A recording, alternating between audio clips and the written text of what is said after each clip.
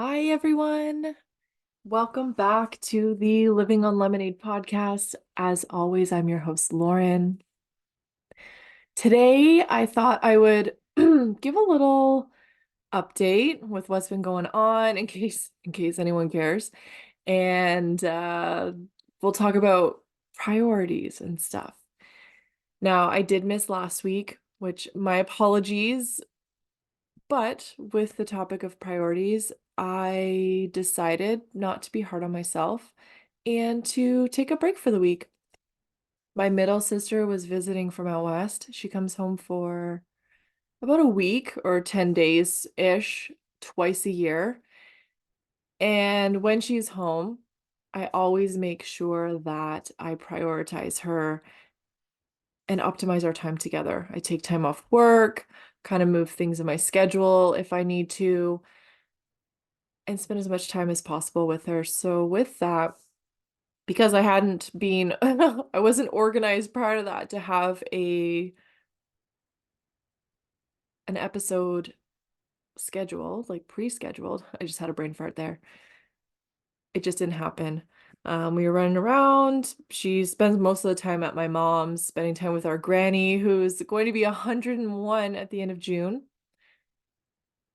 And yeah, we enjoy our time together.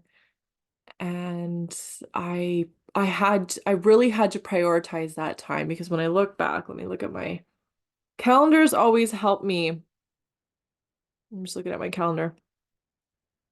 Yeah, she flew in, I think like a Saturday, but I was on night shift. I saw her the Monday. I drove to my hometown and I drove to my hometown on the Monday. I had a sleepover with one of my besties who I hadn't seen in almost a year and a half. So that in itself was like that thing I definitely wasn't going to move. So I told my sister like I'll meet you Monday at some point. And yeah, Tuesday it actually worked out really well. I had a dentist appointment in my hometown on the Tuesday. So my sister was staying over there Monday night. So I met up with both my sisters, my brother-in-law, and my nephew. We had all you can eat sushi. I got into town perfect timing, met up with them. We all met in the parking lot at the same time. It was perfect, and then had a nice meal together, hung out. And then the next day I had my appointment, dropped by to see one of my other besties. We went for a walk, and then I headed to my mom's and spent pretty much like the majority of the week there. I did work one shift and then the next day we had other prior plans, but my mom's birthday was last Wednesday, so I don't think we didn't do anything really profound that day. She had her book club meeting, and then the next day we all drove to Detroit, went to a Tigers game. That was my first Tigers game at Comerica Park. It was my dad's favorite team. He called Detroit his hometown. He loved Detroit, which is funny because most people when you think about Detroit, it's like, oh, sketchy. But my dad loved Detroit, and my oldest sister is following right in his footsteps. So it was fun to spend the afternoon there. I drove back by myself. It's a shorter route going home via Port Huron. So I drove back by myself because I worked Friday, and then we were actually back in Detroit with Eric's cousin and wife for Joe's birthday. And we did I was the DD. We did some brewery hopping and just kind of walking down in different neighborhoods of Detroit. It was really cool. I'm like, I see it now. I see the draw to Detroit in those different areas. So I'm looking forward to. I'd like to go back and actually spend some more time sometime. And then, of course, I spent the rest of the time with my sister after we kind of got back from our night away with Eric's family and took my mom and sister to the airport. The other thing I had to do during that week, and it's funny because when you've got a full schedule, but you have things that you have to do and you have to prioritize it. I had 3 quilts on the go to essentially be ready for the day that I dropped off my mom and sister at the airport so that I could go continue eastbound and meet up with friends and give them the quilts for their kiddos. Now, I didn't have them, I was procrastinating. I think we all know what that feels like. We do it. Doesn't serve us most of the time. It brings us to crunch time, but then we either like fold or we make it work. So part of me, past me, I'm not thrilled about, but at the same time, I look back at that time and the days that I was going to work on the quilting. One of the days I went to Port Huron with my husband and spent the day with him. We don't often get days like that, just with I work a lot of weekends and stuff, right? And he's Monday to Friday. So I prioritized him in that day. It's like, well, he's going over, I'll go over with him. We'll spend the day together and the quilt can wait. And then as it turns out, our nieces were in a hockey tournament that weekend. So the next day we went and watched their games. Another day lost, but worth it because we got the family time and the experiences. And then the following day was the eclipse. So needless to say, that week I didn't get a whole lot done with the quilting, kind of brought it down to crunch time, but that's when we really become intentional about our time and the use of our time and our time management. And I was able to finish a couple quilts pretty quickly, aside from I just needed to put the labels on. So what I do after I finish a quilt, get all the binding, like the border on, I make these little labels from scraps of the quilt, just like a rectangle, and I write on the wrong side of the fabric, if that makes sense, because it's always lighter. So then you're not competing with the brightness of the fabric, but you can still kind of see the pattern coming through the back. I write a little message. That's how I sign quilts. And then I press the edges of them underneath itself. So it has a nice crisp edge and it's not frayed. So then it doesn't fray and end up kind of disintegrating. After I press them, I hand stitch it onto the quilt. I needed to do the labels on 2 quilts, and then the other quilt was pinned. I couldn't decide how I wanted to quilt it, but I finally decided, and then I made it a priority the Friday after I worked, the one day I worked that week, aside from seeing Becky and then going to Detroit with Eric's family. I made it work. I got it quilted. And actually, I had it quilted already. I had to get the binding on it. That's what I had to do. And then I got my supplies ready. I took the fabric to my mom's. I pressed the little labels. I wrote on them. I stitched them on. They were ready to go. I brought the I had elastic. I ran out of ribbon, so I had elastic to kind of like decorative elastic to wrap around the quilts to give them as a gift. And then it was good. I was ready. They were ready to go when I went to visit my friends. Everyone got their quilts. I got 3 down, 3 to go. Um, I've been on a string of days off since I dropped my sister off because I normally would have been on nights then. So I've actually had a few days off. It's been really nice. I don't know about you guys, but I have been so exhausted. I don't know what the mornings, I don't know. I go through this sometimes. I have very vivid dreams and then I wake up with like full body exhaustion. It feels like someone like shot me with a tranquilizer. So the mornings have been a little slow for me, but then I have to be a little bit more intentional with my time. So the last few days, I've been kind of taking it easy. Yesterday, I worked a lot on the Living on Lemonade YouTube channel. I hadn't touched it since January. Every week, if you're watching, once I actually do get this episode posted on YouTube, I have this, it's called a soul care planner. And I write the things I want to do every week. So every week I have like water plants, my RSP contribution. There's a few things that just like go every week. And then there's like the projects that I have ongoing. And one of them is this YouTube channel. So I decided I want to put stuff on YouTube. So then there's different ways to ingest or take in this information, this podcast. But it is a workhorse. Oh my goodness.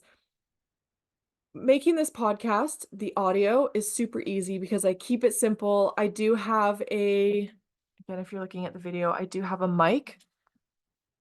I do a quick edit. I try to just keep it real. I don't do a whole lot of post-production because there's lots going on, right? And I hope that it's good. I think that the podcast is getting better as I go. I feel like the first few episodes were a little rough maybe. Having said that, one of my mottos in life is hurry up and suck. Just do the hot messy action and work through the learning curve. And I think it's getting better. I have streamlined it that it's pretty quick and easy for me to record a podcast episode. I put it into my I used to do it in GarageBand, but my GarageBand doesn't work right now. I think I need to update my computer, or I don't know what's going on. But anyway, I have another program I use, and then I export it. I add the intro outro, which I'm actually gonna re-record. I've been getting the nudge, and I can't talk the talk if I don't walk the walk. I when we get these nudges, we got to follow them. So I'm gonna record the intro for this episode and going forward, re-record. And then I just kind of schedule it. It's usually pretty quick. However, doing the video is a whole other thing because if when I'm recording the episode, I record it on Zoom as a video, but it also saves as an audio. So I use the audio file for the podcast, and it's easy because at the beginning, if I get tongue twisted and then I start over, it's really easy just to cut it out with the software that I have doing the audio podcast. But for the video, I have to pop it into iMovie. And for some reason, it just takes, even if I just have to take like 3 or 5 seconds out from the beginning, then I have to re-export it.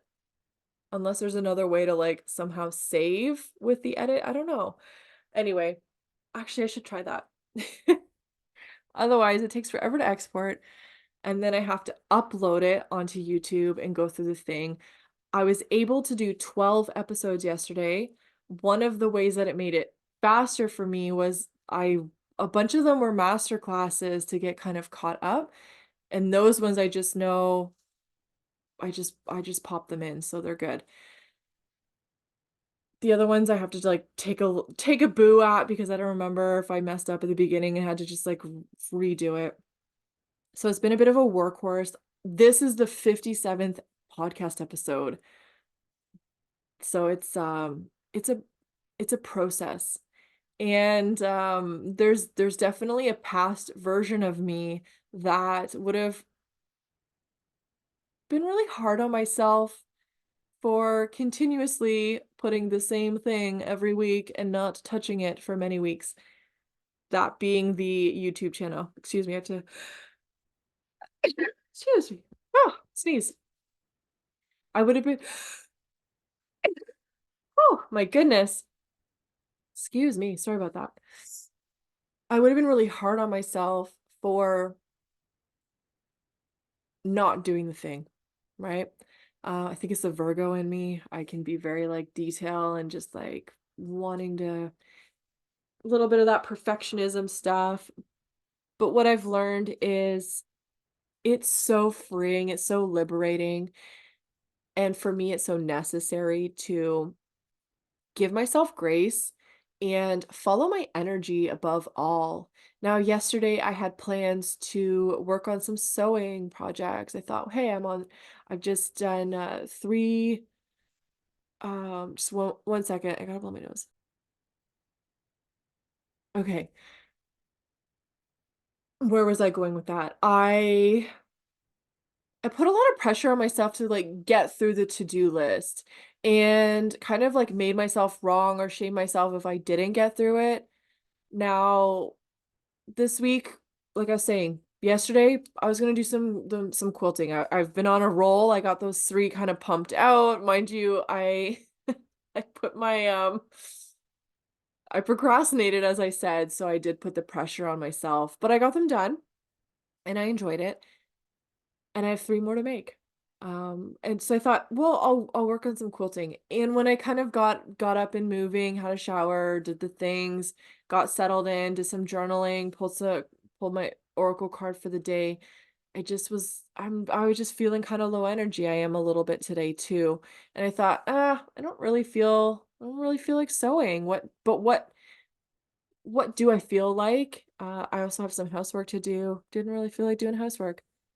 I did feel like sitting in my comfy reading chair. And I thought, well, is there something that, is there a project I can work on while I'm sitting in my chair? Absolutely, there is. There's this YouTube channel that I haven't touched since January. So I kind of made it my mission yesterday.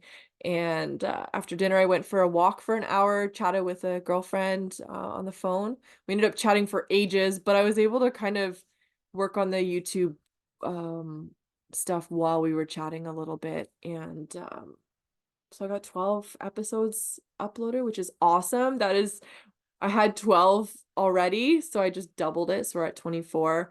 We'll see if I get any done today. I might do some housework and some other things.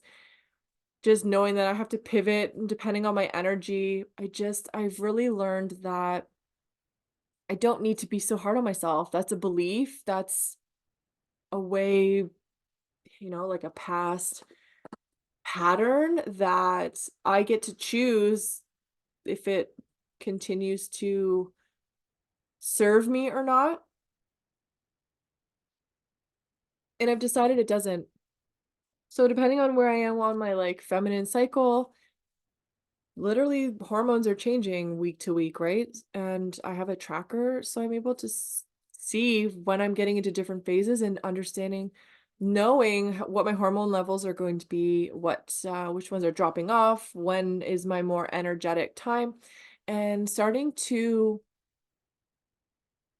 actually plan around that a little bit, which is really interesting. It's not something I ever like thought I would do, but having navigated some pretty intense burnout after my dad died, I just saw that there were some behaviors and patterns that I couldn't take with me going forward, especially if I want to build a sustainable, thriving business with the Living on Lemonade brand.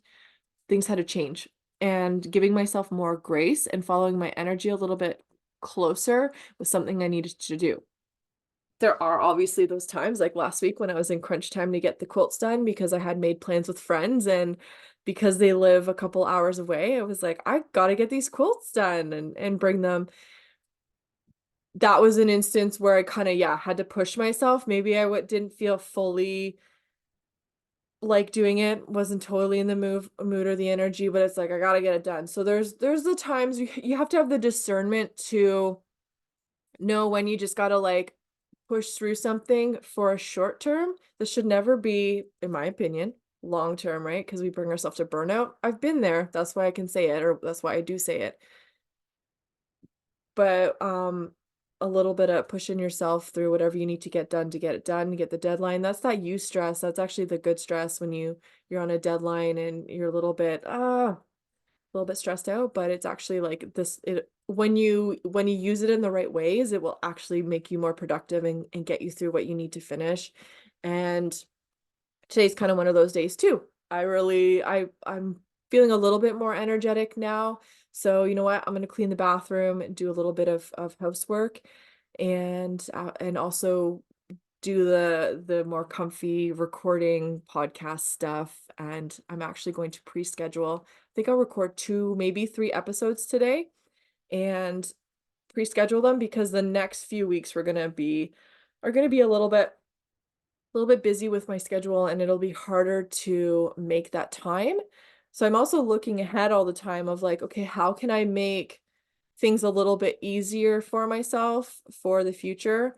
I don't want to be spotty in when I show up to this podcast. I do really make a conscious effort, but there are weeks where it's just like, unfortunately, this is one of those weeks where this is the thing that I have to drop. Some weeks the podcast takes the priority and I drop something else, right? So having that mindfulness, that awareness, and just like taking time to look at your list. What's on the go?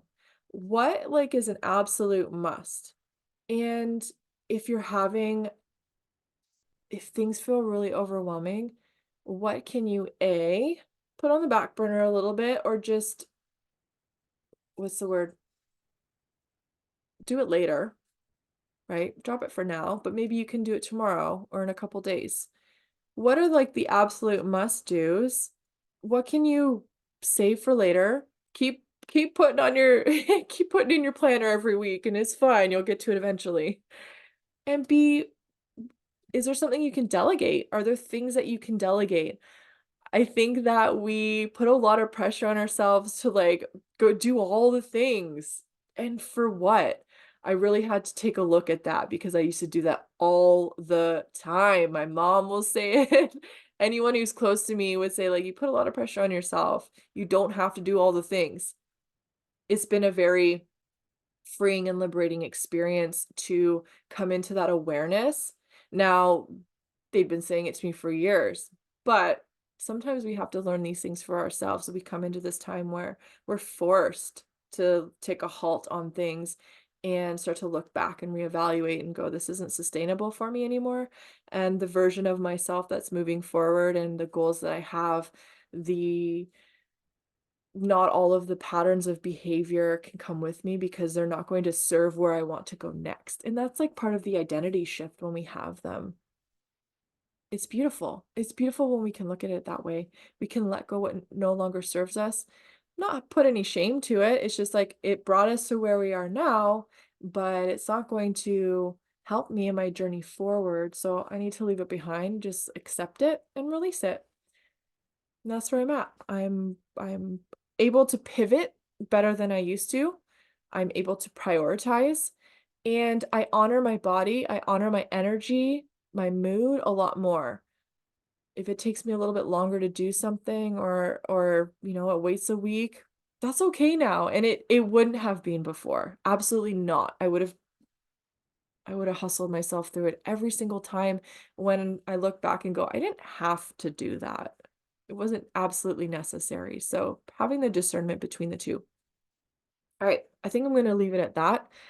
I hope there's a nugget in there. Just if you're going through if you're feeling overwhelmed in life, one, hand over your heart, take a few deep breaths, exhale longer than you inhale.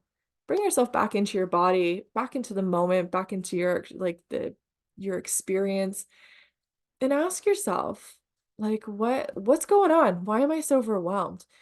What am I putting on myself that I can relieve myself of? Because if you put it on your plate, you also have the autonomy to take it off. That's my opinion. And give yourself some grace. Maybe things have come up, especially when things come up. This is where the pivot comes in. Things have come up. What can you relieve from yourself that normally you would have done, but because this new thing has popped in, if that's a priority, otherwise, do you need to exercise boundaries? Has something come up that doesn't serve you? It really isn't your circus, not your monkeys, that you need to you need to implement a boundary around? Say someone asks you for a favor and it's like, no, I have, respectfully, no, I have these things going on. Does it need a boundary or does it need a pivot? And go from there. Give yourself grace, give yourself so much love because you can do the things, but you don't have to do it all. And I hope that this helps give you permission and that you can learn to give yourself permission if that's something that is difficult for you or something that you're working on. Know that it is possible. Been there, done that, and life just runs a whole lot more smoothly now that I take more conscious time and awareness of what's going on. Take those few minutes, write a list. If that helps you, if you're visual, if you like to see it written down, write a list of all the things that are going on and help reprioritize or help prioritize that way as well. Put a star beside what's really important, what you like have to do. Like when I had to get the quilts done, I just had to do it. And what can wait, right? And who can you ask to help? Who can you ask for help with some of the things too, if you can delegate, if that's an option? They're all little tools, right?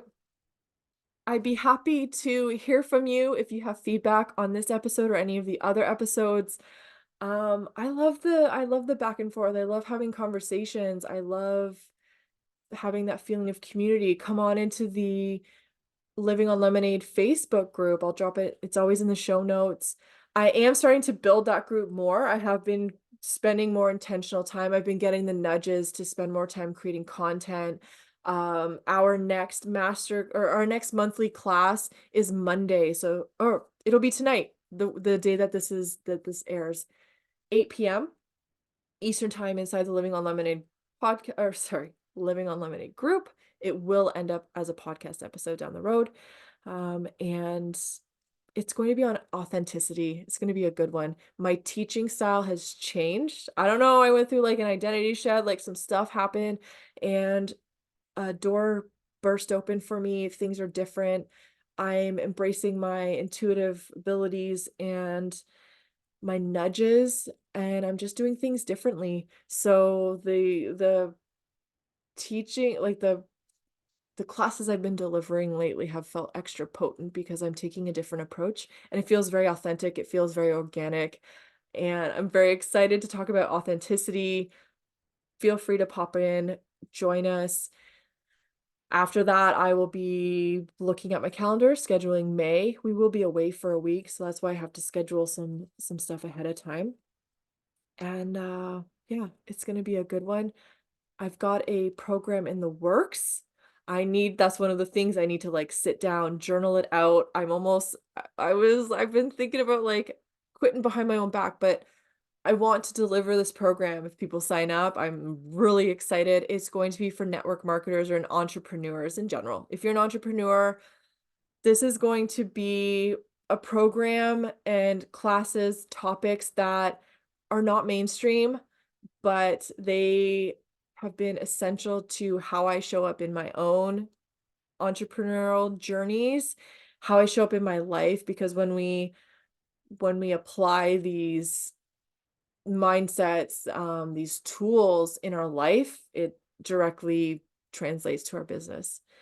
So stay tuned for that. I'll probably announce it the night of the masterclass, so that'll be tonight. So stay tuned, and I got to figure out the dates in the meantime, but more coming. Good stuff, really potent classes, affordable. And if another thing that I've been offering are intuitive readings. So yeah, all the details are inside the Living on Lemonade. I keep wanting to say Living on Lemonade podcast, the Living on Lemonade Facebook group in the community. Check it out if you're interested. If you have questions, reach out to me. Find me on Instagram at Ms. Lauren Gilhula. Find me in the Living on Lemonade Facebook community, and let's chat. Say hi. If we've never met, reach out, say hi. I would love to say hi, and thank you for tuning in and just get to know you a little bit. All right, everyone, take care, and we will talk soon. Bye.